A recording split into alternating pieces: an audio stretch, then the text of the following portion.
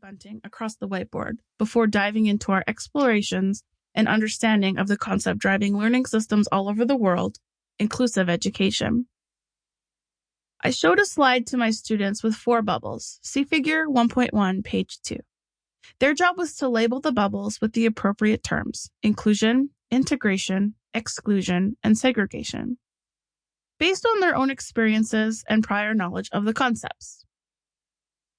After some discussion, it was agreed that bubble C, in fact, represented inclusion. See Figure 1.2, page 3. This is the common consensus arrived at in many groups I have worked with, both in pre- and in-service professional development settings. After some discussion, however, a student commented, "Shelley, I don't think this diagram is inclusion either." This caught me off guard. Of course this is inclusion, I thought. I had shown the slide to hundreds, if not thousands of people. What could she possibly mean?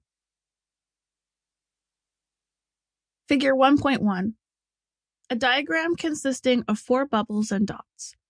The dots are one of 4 designs, either wavy, checkered, diamond, or striped. The bubbles are labeled A, B, C, and D.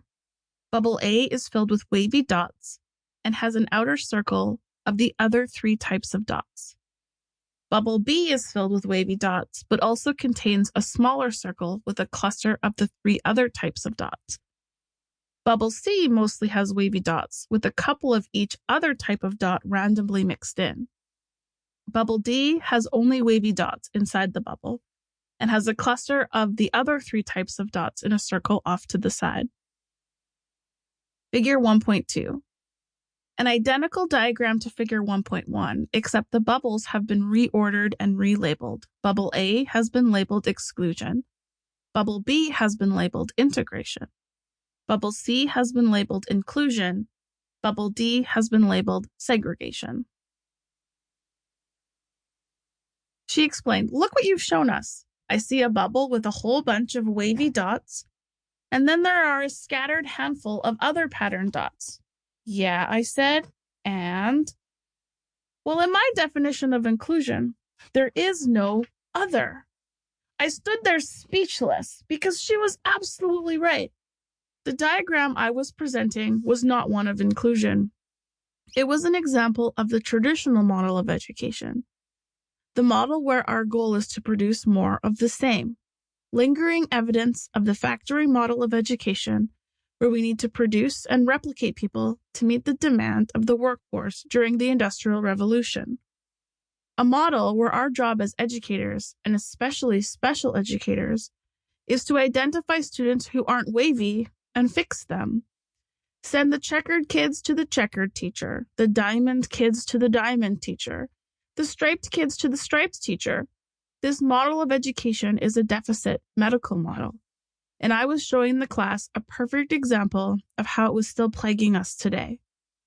But more and more kids are coming to us not wavy. Not only is this model less effective, but also we're running out of funding, supports, and students to allow this model to continue. Some have met this shift in paradigm with panic. Others are seeing it as an opportunity.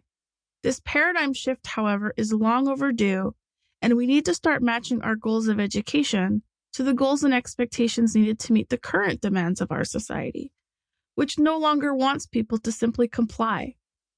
This is especially true now, as more and more occupations involving compliance and replication are being replaced by machines. Educational reforms are happening on a global scale, including in British Columbia and other provinces in Canada, where the ministries of education are completely restructuring their curricula, being designed and written by teachers for teachers, with the emphasis on moving away from classrooms of wavy students. BC Ministry of Education, 2015. We are no longer living in the Industrial Revolution. This is the 21st century, where we need to value the strengths rather than deficits in learning. Rather than finding out why students aren't wavy, our job is now to find what their pattern is. What do they bring?